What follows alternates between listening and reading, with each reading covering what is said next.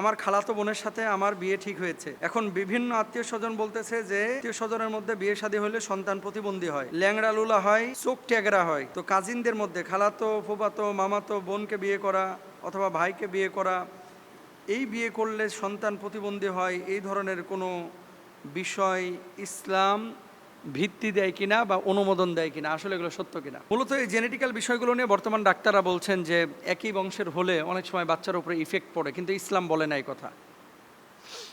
বাংলাদেশে হাজার হাজার ফ্যামিলিতে এরকম কাজিনদের মধ্যে বিয়ে হয়েছে। সবার বাচ্চা কি ট্যাগরা হয়েছে? সবার বাচ্চা কি ল্যাংড়া রুলা হয়েছে? না। এগুলো মূলত ডাক্তাররা বলেছে যে সম্ভাবনা বা আশঙ্কা আছে। ইউরোপের দুইটা দেশ এটা নিয়ে খুব সোচ্চার। নরওয়ে তো নিষিদ্ধই করে দিয়েছে। নরওয়ে তারা কি নিষিদ্ধ করেছে যে কোনো কাজিনের মধ্যে বিয়ে শাদী হবে না। বাচ্চা অটিস্টিক হয়ে যায়, অটিজমে আক্রান্ত হয়, ট্যাগরা টুকরা হয়ে যায়, এই জন্য নরওয়ে নাকি নিষিদ্ধই করেছে। সুইডেন এটা নিয়ে প্ল্যান করতেছে নিষিদ্ধ করবে, মানে কোনো কাজিনের মধ্যে বিয়ে শাদী হবে না, আত্মীয় স্বজনের মধ্যে। ইংল্যান্ড এটা থেকে এখনও দূরে আছে, তবে কেউ কেউ দাবি জানাচ্ছে যে আত্মীয় স্বজনের মধ্যে বিয়ে শাদী দেওয়া এটা উচিত না। এখন শুনেন, ইউরোপ আমেরিকায় যখন কোনো বিষয় শুরু হয়, আমাদের এখানে বাংলাদেশে কিছু পাতি গবেষক আছে। পাতি গবেষক বোঝেন নাই, মানে নিজের আকলটারে খাটাইতে চায় না, গবেষণাটা নিজের এখান থেকে করতে চায় না, ধার করতে চায় যে ওরা নিষিদ্ধ করছে মানে আমরাও করতে হবে। অনেক ডাক্তার বা চিকিৎসা বিজ্ঞানের সাথে যারা জড়িত তারা বলছেন যে সম্ভাবনা আছে। হ্যাঁ, আপনার ওই আশঙ্কায় যদি যেতে না চান আপনি বিয়ে করেন না। কাজিনকে বিয়ে করা ম্যান্ডেটরি ইসলামের কোনো পার্ট না। আবারও বলি, মামাতো বোন চাচাতো বোনকে বিয়ে করা ইসলামের কোনো ম্যান্ডেটরি পার্ট না। এখন আপনি বিয়েটা করছেন আপনার ইচ্ছায়, এখন বিয়ে করার পরেই সন্তান প্রতিবন্ধী হয়ে যাবে এটা বিশ্বাস করবেন না। জেনেটিক্যাল একটা বিষয়ের কারণে নাকি এমনটা ঘটে অনেকের ক্ষেত্রে। তো আপনি যদি আশঙ্কাজনক মনে করেন তাহলে আপনি বিয়ে করেন না।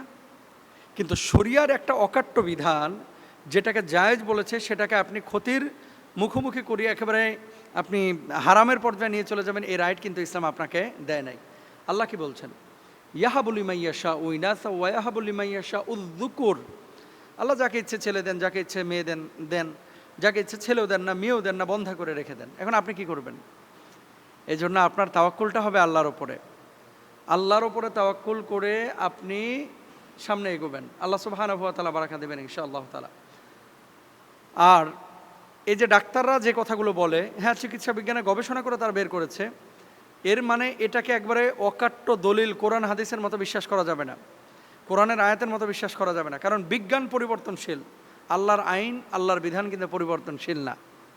একসময় বলতো না চাঁদ ঘুরতেছে, সূর্য ঘুরে পৃথিবী স্থির। এরপরে বললো কি যে পৃথিবী ঘুরতেছে সূর্য স্থির। এরপরে বললো যে না চাঁদ স্থির। এরপরে আল্লাহ যখন বললো কুল্লুম ফি ফালাকি ইয়াসবাহুন, বিশ্বাস করলো না। এখন বিজ্ঞানও বলতেছে চাঁদও ঘুরতেছে, দুনিয়াও ঘুরতেছে, সূর্য ঘুরতেছে, সবাই আপন কক্ষপথে ঘূর্ণায়মান।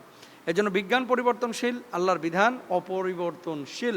এক বোন লিখেছেন যে মোহতারাম, আমার ঘরে 3টা সন্তান আল্লাহ তাআলা দিয়েছেন, 3 জনে মেয়ে, কিন্তু আমার আত্মীয় স্বজন এটাকে ভালো চোখে দেখে না, আমার শ্বশুর শাশুড়িও ভালো চোখে দেখে না, এবং আমার হাজব্যান্ড মাঝে মাঝে মনে হয় কেমন কেমন যেন করে এই মেয়েদের জন্য।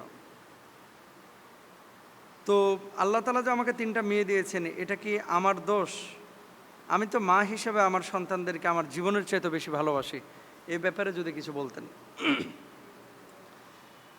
এটা বাংলাদেশের একটা আপনি জাতীয় সমস্যা বলতে পারেন, যে মেয়ে সন্তানকে মনে করে যে এটা ইনভেস্ট করে এটার পেছনে কোনো লাভ নাই। অনেক মায়েরা বাবারা চিন্তা করেন যে মেয়েটাকে বিয়ে দিয়ে দিলেই তো তার ঝামেলা শেষ, এরপরে সে তো আমাদেরকে দেখবে না, সুতরাং তাদের পেছনে ইনভেস্ট করে খরচ করে আমাদের কি লাভ?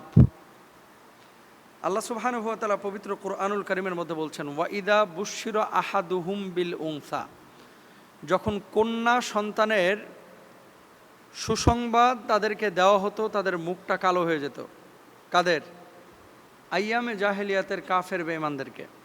যখন কন্যা সন্তানের সুসংবাদ, আল্লাহ বলছেন পুরুষ সন্তানের জন্মকে আল্লাহ সুসংবাদ বলেন নাই, এটা নারী সন্তানের জন্মকে আল্লাহ সুবহানাহু ওয়া তাআলা সুসংবাদ বলেছেন। এখন যেখানে আল্লাহ সুবহানাহু ওয়া তাআলা নারীদের জন্মকে সুসংবাদ বলছেন, সেখানে আপনার মুখটা কালো হচ্ছে, মানে আইয়ামে জাহেলিয়াতের যুগে যাদের মুখ কালো হতো ওদের মুখের সাথে আপনার মুখটা মিল আছে। আল্লাহ মাফ করুক। মেয়ে সন্তান ঘরের জন্য রহমত, মেয়ে সন্তান ঘরের জন্য বরকত, আল্লাহর কাছ থেকে নিয়ে আসে।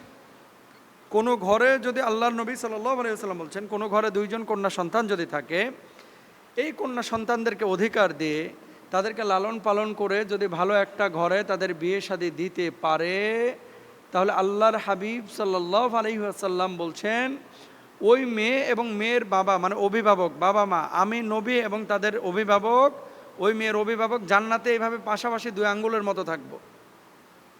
খেয়াল করেন, এই 2 আঙ্গুলের মধ্যে দূরত্ব আছে? নাই, একবারে লাগোয়া না। জান্নাতে নবীজির ফ্ল্যাট বিল্ডিং যেখানে হবে, আপনার বিল্ডিংটা নবীজির বিল্ডিংয়ের সাথে হবে। সুবহানাল্লাহ। নবীজি জান্নাতে যে এলাকায় থাকবেন, আপনিও সেই এলাকায় থাকবেন। তো মেয়ে সন্তান তো আল্লাহর পক্ষ থেকে রহমত। কোনো ছেলের ব্যাপারে কিন্তু আল্লাহর হাবিব সাল্লাল্লাহু আলাইহি ওয়াসাল্লাম এ কথা বলেন নাই, কিন্তু মেয়েদের ব্যাপারে আল্লাহর হাবিব সাল্লাল্লাহু আলাইহি ওয়াসাল্লাম এ কথা বলেছেন। তাহলে মেয়ে সন্তান, আরে ভাই আমরা মেয়ে চায়া পাচ্ছি না, আর আপনারা পেয়ে গেছেন, আপনারা মন খারাপ করতেছেন, তাই না?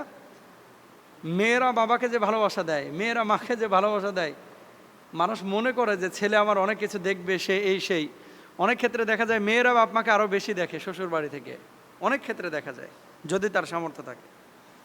আর একটা হাদিস নবীজি বলছেন, কারো যদি 1 কন্যা সন্তান থাকে, এটাকে যদি ভালোভাবে লালন পালন করে, এরপরে ভালো একটা জায়গায় বিয়ে শাদী দেয়, আল্লাহ সুবহানাহু ওয়া তাআলা মেয়ের বাবা, অভিভাবক এবং জাহান্নামের মধ্যে একটা পর্দা দেন। 2 কন্যা থাকলে জাহান্নামের মধ্যে 2 পর্দা, 3 কন্যা থাকলে 3 পর্দা, 5 কন্যা 6 কন্যা থাকলে 5 পর্দা, 6 পর্দা আল্লাহ তাআলা মেয়ের বাবা এবং জাহান্নামের মধ্যে আল্লাহ তাআলা ফেলে দেন। এখন কথা হচ্ছে, যেই বাবার এবং জাহান্নামের মধ্যে 5-6টা পর্দা পরে, সেই বাবা কখনো জাহান্নামে যেতে পারেন না। এই জন্য আমাদের এই যে মেয়ে সন্তান হওয়ার পরে যারা মন খারাপ করি, মূলত আল্লাহ সুবহানাহু ওয়া তাআলার সিদ্ধান্তের বিপক্ষে আমরা কিন্তু অবস্থান নিই। আল্লাহর সিদ্ধান্তের বিপক্ষে আমরা অবস্থান নিই। কারণটা কি? যেখানে আল্লাহ সুবহানাহু ওয়া তাআলা বাচ্চাকে দান করলেন উপহার স্বরূপ। আর আপনি তো একটা মেয়ে পেয়েছেন। অনেকে আছে 13 বছর 14 বছর লাখ লাখ কোটি কোটি টাকা খরচ করে একটা বাচ্চা পাচ্ছে না। যে আল্লাহ কোনো মতো একটা বাচ্চা দাও যেটারে নেড়ে চেড়ে নিয়ে চলবো, সে বাচ্চা পাচ্ছে না। আর আপনি মেয়ে পেয়ে আপনার মন খারাপ হচ্ছে। আর যে সমস্ত কুটনি বুড়িগুলো, এই যে শাশুড়ি শ্বশুর আছে, অনেকে এলাকার কিছু মুরব্বী আছে, মানে সারাদিন কাজ নাই, পান চাবায়, আর এগুলো নিয়ে খালি গবেষণা করে, এরে কষ্ট দেয়, ওরে কষ্ট দেয়, এরকম আছে না? এই সমস্ত কুটনি মানুষগুলোর ব্যাপারে সতর্ক থাকতে হবে। এদের থেকে যত পারেন দূরে থাকবেন। এর মানে এ না যে পরিবার থেকে বিচ্ছেদ ঘটাবেন না, তাদেরকে বোঝান। এবং এলাকার মানুষ যদি এরকম কোনো মানুষ হয়, তাহলে তাদের থেকে একটু দূরে থাকা এটাই ভালো। যদি না বুঝে তারা, তাহলে কন্যা সন্তান আল্লাহর পক্ষ থেকে রহমত আনে, বরকত আনে, জাহান্নাম থেকে মুক্তি দেয়। এবং কন্যা সন্তান ভালোভাবে লালন পালন করলে নবীজির পাশে থাকা যায়। আল্লাহ বুঝদান করুক।